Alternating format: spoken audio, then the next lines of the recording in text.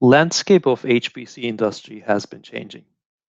The mix of applications on our systems and the type of users that are using our systems are different today than how they were 5 years, 10 years ago. We need to adapt to this change and design the systems keeping in mind the changing nature of users and applications. If we don't do that, we run the risk of not being able to cater to the needs of a growing base of HPC users. My name is Onur Çelebioglu. I'm part of the CTO organization within Dell, focusing on HPC, AI, and data analytics technologies. And today, I'm going to give you a couple real-life examples of this changing landscape of users and applications. And I'm also going to tell you about some of the innovations that we're doing at Dell Technologies to be able to meet those challenges.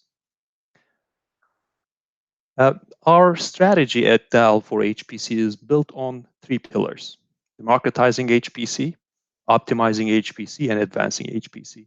Democratizing refers to the fact that we are striving to make HPC available to the masses.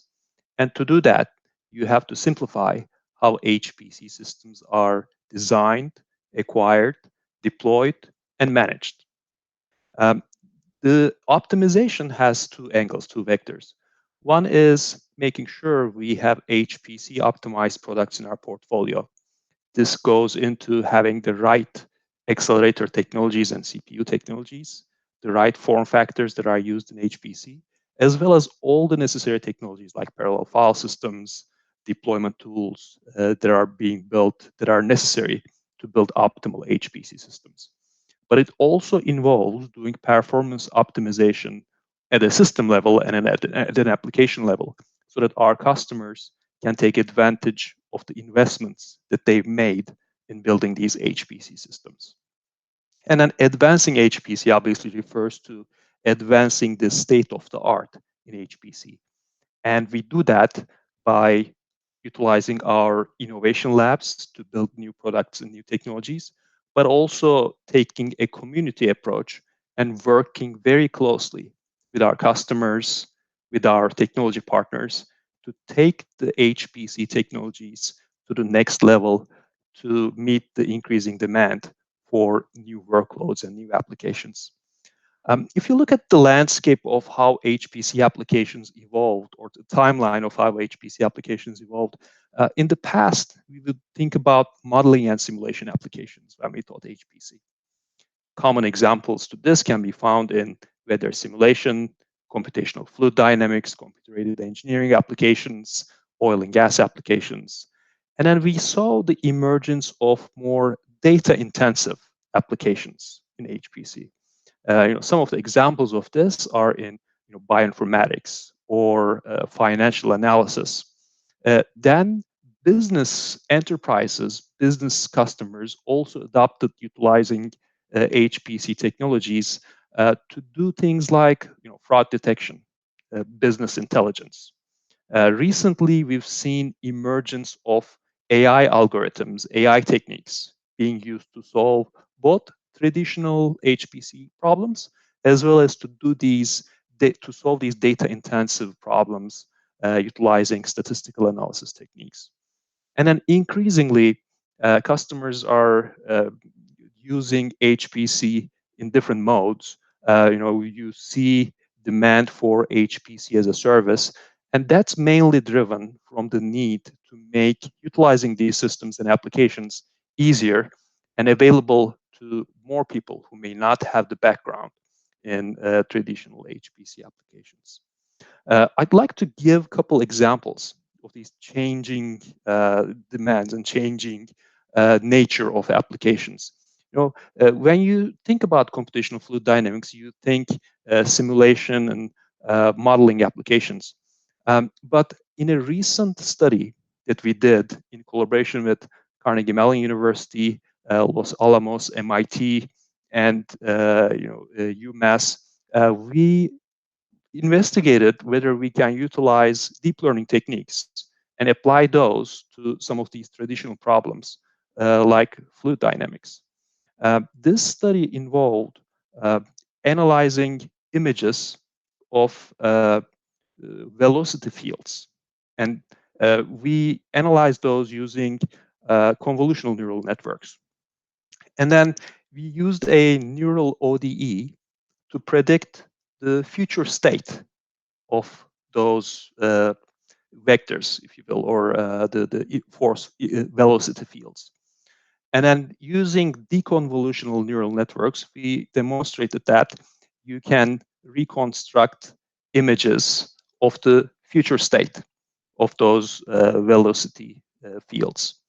And utilizing that technique, we were able to predict close enough approximations of the next state in the velocity fields in minutes and seconds, as opposed to utilizing traditional simulation techniques that would take hours or even days to get to similar results. This kind of new innovation allows engineers to focus on optimizing the parameters of the systems as opposed to waiting for the simulations to finish. Another interesting example is the research that University of British Columbia has been conducting. They developed an application called deep docking that allows utilizing neural networks and deep learning techniques to analyze molecule docking. And as like many research institutions across the globe, they were focusing on the virus that's causing COVID-19 and trying to analyze what kind of molecule can be used to basically inhibit the growth of the virus. Their goal is to scale this analysis to 50 billion molecules in our HPC and innovation lab to figure out if this can be scalable. They did a scaled down version of this analysis using 1.5 billion molecules. And they were able to shrink the simulation time or the application time from 2 weeks down to 10, 10 hours. So this provided a 150-fold increase in their performance compared to utilizing traditional way of doing this molecule binding simulation. And as a result of that work that they did, they're building a system larger scale in their own labs that would allow them to scale to 50 billion molecules. If you look at the underlying infrastructure that's needed for these types of applications, the need for HPC applications and AI applications don't look that different in that you still need high-end CPUs, you still need high-speed interconnects as well as access to high-end storage, and you still need things like accelerators and GPUs. The real difference is in the software stack.